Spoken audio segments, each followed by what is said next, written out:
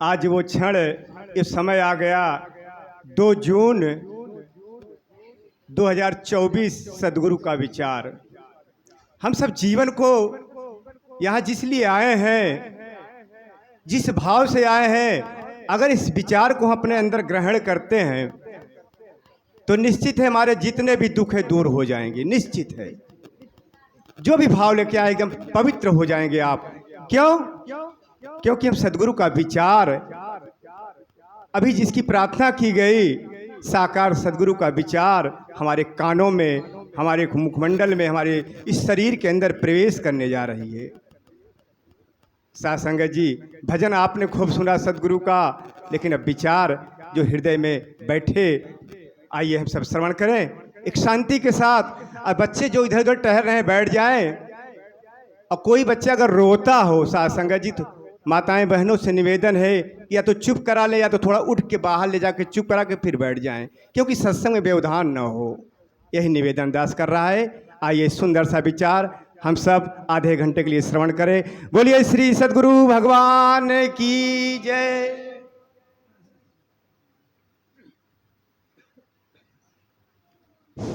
साथ संगत जी प्यार से कहिए सद्गुरु भगवान की जय। जय श्री मेहताब, जय श्री मेहताब, जय श्री मेहताब। जय। साथ संगत जी, आप सबने बड़े अच्छे अच्छे विचार महापुरुषों के सुने हैं। संत महापुरुष भगवान का ऐसे ही गुणगान गाते रहते हैं। इसी में हम सबका कल्याण है और कुछ नहीं है संसार में। अभी अभी आपने भजन सुना कि सारे सुख हैं सतगुरु के प्यार में। सतगुरु के साथ हम आपस में, संत महापुरुषों के साथ में प्यार करें, प्यार से रहें, मिल के रहें और संसार को ऐसे ही गुरुमुख बनाते रहें, ज्ञान को बांटते रहें। इसी में हमारा सबका सुख है, बहुत बड़ा सुख मिलेगा। इसके अलावा और कहीं सुख है नहीं। सुख दुख तो हमारे मानने से है। सुख दुख कुछ नहीं होता है, केवल ये घटनाएं हैं जो हमारे मन के अनुकूल हो गया। कोई काम, कोई घटना, तो उसको हम सुख मान लेते हैं, बड़े खुशी होते हैं, आनंदित होते हैं जो हमारे मन के मुताबिक हो गया। जो हमारे मन के मुताबिक नहीं हुआ, मन के प्रतिकूल हुआ, उसी को हम दुख मान लेते हैं। ये सब तो एक घटनाएं हैं, अवसर हैं, आते जाते रहते हैं। सुख दुख के रूप में नहीं आते, बल्कि ये घटनाएं हैं, होते रहते हैं। संसार है, संसार में सब तरह के घटना होते हैं। दो पहलू होते हैं हर चीज़ के।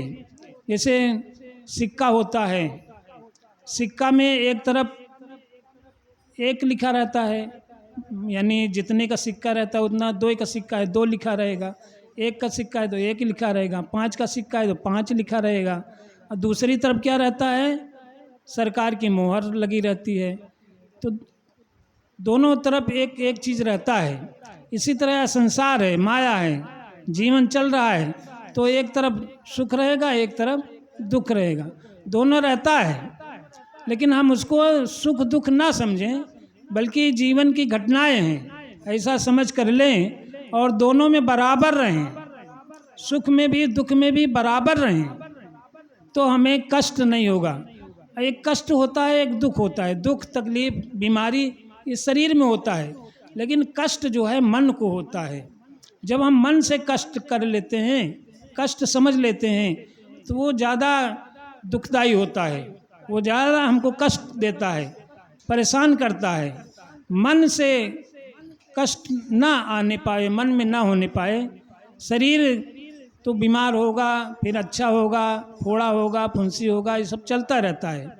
तो इसके लिए हमें परेशान नहीं होना है, बल्कि सद्गुरु का ये जो ज्ञान दिया हुआ है, इस पर हम टिकें, इसका ध्यान करें, तो हमारे सब समझ में आ जाता है।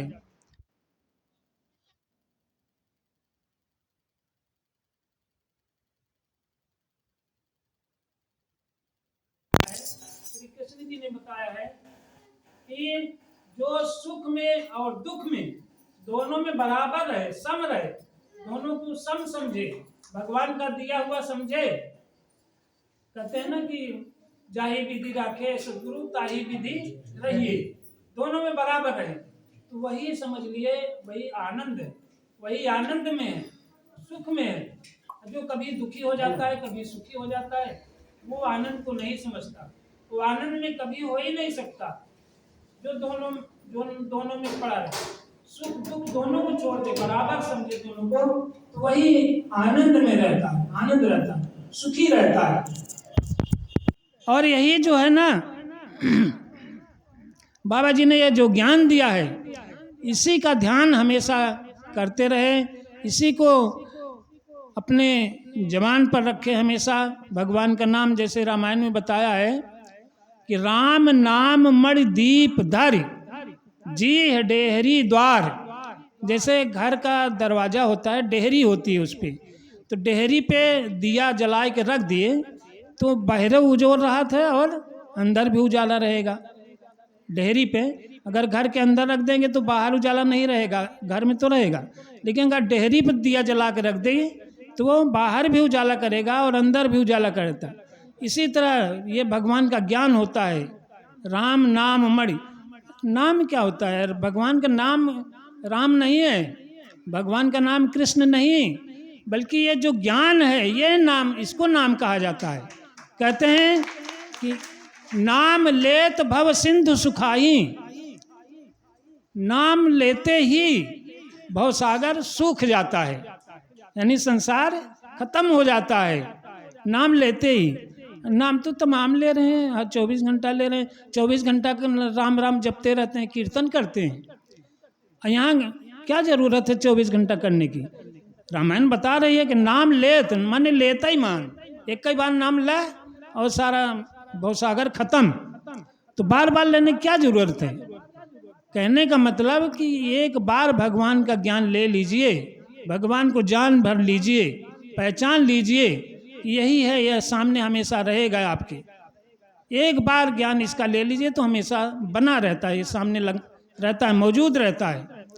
तो जब इसका ज्ञान ले लिए तो भवसागर खत्म, उसी समय यह 84 का खेला खत्म, समझ में आ जाता है। अभी महाराज जी ने बताया ना 84 क्या है, लख 84।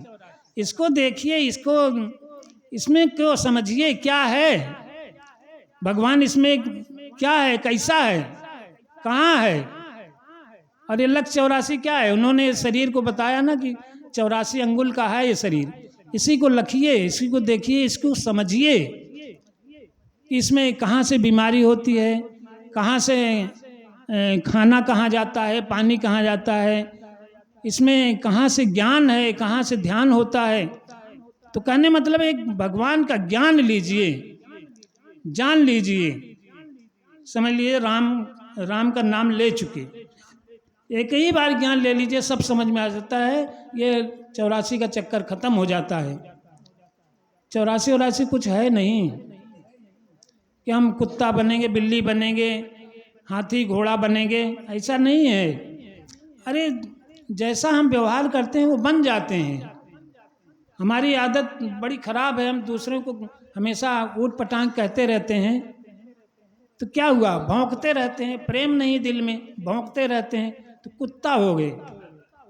भौंकते रहते हैं, जिसको मन को उसी को डांटते रहते हैं, लड़ाई झगड़ा कर लेते हैं, तो योनि हमारी बदल गई, कुत्ते की योनि आ गई। इस तरह से है। किसी का हम जबरदस्ती चोरी चमारी कर रहे हैं, खेत हड़प रहे हैं, जमीन हड़प रहे हैं, तो क्या हो गए? हम दुराचारी हो गए, हम डाकू हो गए, बदमाश हो गए, तो हमारी योनि बदल जाती है। इसी तरह जैसा हम कर्म करेंगे वैसा ही योनि हमारी बदल जाती है। इसी चक्कर में पड़े रहते हैं, जो व्यवहार हम करेंगे वही बन जाएंगे। तो जब ये सद्गुरु के ज्ञान ले लेंगे तो हम क्या बन जाते हैं? गुरुमुख बन जाते हैं। गुरुमुख बन गए तो 84 का चक्कर खत्म हो जाता है। तब हम एक भगवान के सहारे रह करके इनका गुणगान गाते रहते हैं, इन्हीं का सा आचरण करेंगे तो हम गुरुमुख बने रहेंगे। 84 वाला हिसाब खत्म हो गया, 84 पार हो गए हम। यही अब जैसे अभी आई वो क्या कहते हैं ताबीज की बात, यही ताबीज है, यही ज्ञान जो है ना, जीव डेहरी पे राम का नाम रख लीजिए, ज्ञान रख लीजिए, हमेशा इसी का वर्णन करते रहिए, इसी का ध्यान करते रहिए, यही ताबीज है। आपको भगवान ने ऐसी ताबीज दे दिया है कि आपको कहीं जाने की जरूरत नहीं है। जो इस ताबीज को ना पाया हो वो जाए कहीं भटके, कहीं भी जाए, भूत प्रेत में ओझा वैद्य के पास जाए दुआ मंत्रा लेने के लिए। लेकिन अगर आपने एक गुरु की ताबीज ले लिया, ये मंत्र ले लिया, ये ज्ञान ले लिया, हृदय में बसा लिया, आपको कहीं जाने की ज़रूरत नहीं है। अगर आप कहीं इसको पाने के बाद भी कहीं भटक रहे हैं तो समझ लीजिए आप इसको ताबीज़ बना के पहने नहीं, अपने दिल में रखे नहीं। यहाँ पे ताबीज़ बांधा जाता है हृदय के ऊपर, हृदय में अपनी ताबीज़ इस भगवान के ज्ञान को रखिए, आपको कहीं जाने की ज़रूरत नहीं है। तो इस चीज़ का हमें ध्यान रखिए कि हम भगवान से ज्ञान लिए हैं, सदगुरु भगवान ने हमको ज्ञान दिया है, इस ज्ञान को पा गया तो सारा 84 का चक्कर खत्म हो जाता है, फिर हमारा जन्म सुधर जाता है। और इसका तो आदि अंत ही नहीं है कि कितना गुण इसमें भरा हुआ है, कितना बड़ा है, कितना विशाल है। हम लोग तो खाली छोटी छोटी मूर्तियों में भटके पड़े हैं, फोटो में भटके पड़े हैं, लेकिन इसकी विशालता देखिए कितना बड़ा है, विशाल है। इसमें इतना विशाल है, सूरज चंद्रमा तारे सब इसी में समाये हुए हैं। अभी महाराज जी ने बताया था सुबह ना कि हनुमान जी को कहा जाता है कि सूरज को निगल गए, लेकिन सूरज कितनी दूर है, 15 करोड़ किलोमीटर, इतनी दूर है। इतनी दूर भी है और बहुत बड़ा है, विशाल है। वहाँ तक जाने में इतनी तपिश है, इतनी गर्मी है कि झुलस जाएगा आदमी, कोई पहुंच ही नहीं सकता है। तो कैसे कोई निगल लेगा उसको? ये सब सोचिए और है क्या, इस पे जरा मंथन करिए। ये सब आध्यात्मिक रूप से सोचेंगे तो अपने अंदर ही है। ये ज्ञान का प्रकाश सब बताता है। आप देखिए महाभारत क्या है, महाभारत के शुरू में कृष्ण जी ने गीता में बताया कि धृतराष्ट्र को इच्छा हुई कि हम युद्ध तो मैदान में हो रहा है, रण कुरुक्षेत्र में, लेकिन हम देखना चाहते हैं, सुनना चाहते हैं।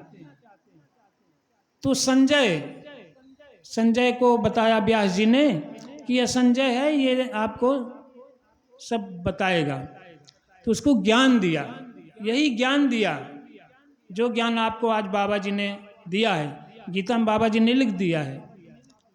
पहले 5 पढ़ लिया, फिर सारी सृष्टि का विस्तार बताया, फिर इनका प्रकट करके साक्षात कराया, यही ज्ञान दिया। तो उसको सब चीज़ समझ में आने लगा, सब दिखने लगा। तो कुरुक्षेत्र में लड़ाई हो रही है, वो घर बैठे बता रहा है, घर में बैठे, जैसे टीवी चलती है वहाँ से, टीवी सेंटर से, केंद्र से, और उसकी टीवी में यहाँ फोटो सब यहाँ आती है, हम देखते रहते हैं। तो ये सब सोचने की ज़रूरत नहीं है। अध्यात्म से हम सोचें, हमारे मन में, हमारे हृदय में महाभारत हमेशा चल रहा है। इसमें दोनों सेनाएं हैं, पांडव सेना भी है और कौरव सेना भी है, दोनों का युद्ध इसमें चल रहा है।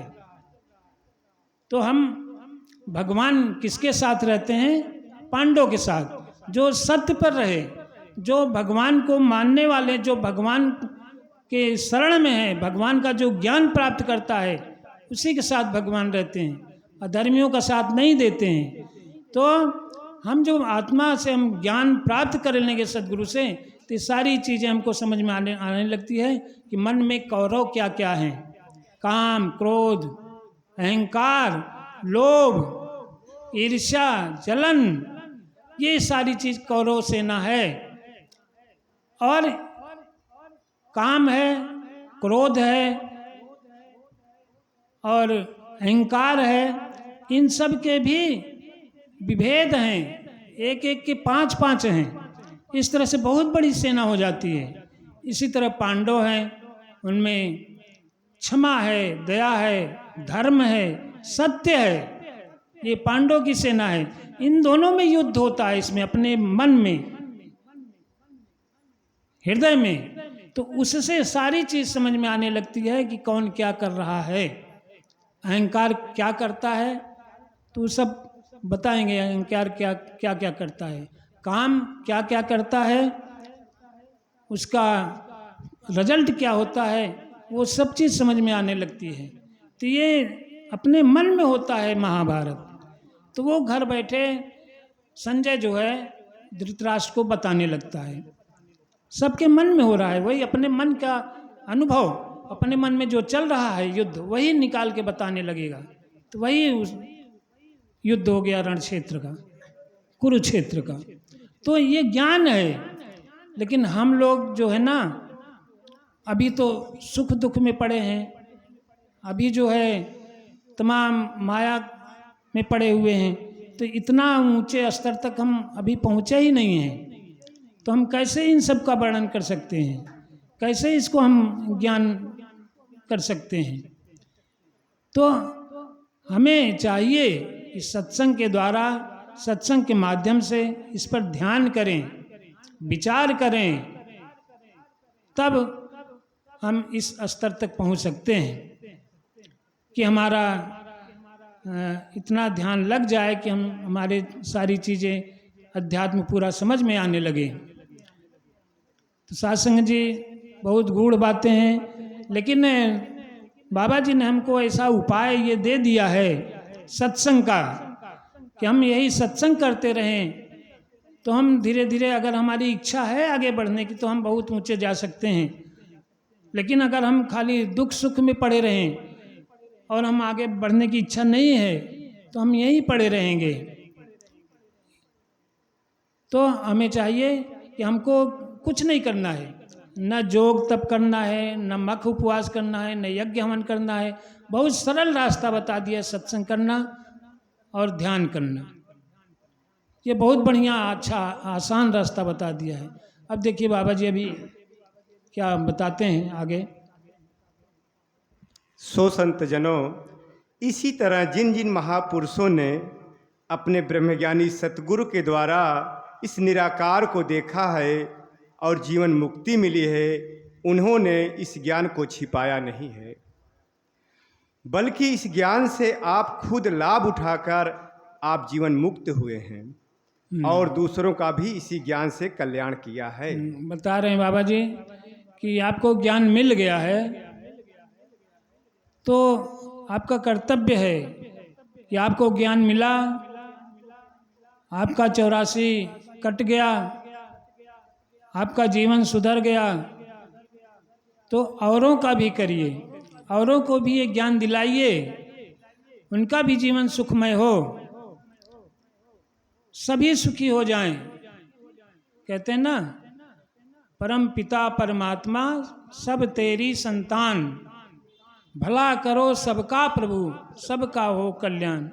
सबका भला करना है, सभी हमारे जैसे ज्ञानी हो जाए, सभी हमारे जैसे सुखी हो जाएं, सबका जीवन बढ़िया हो जाए, सुखमय हो जाए, ये हमको करना है।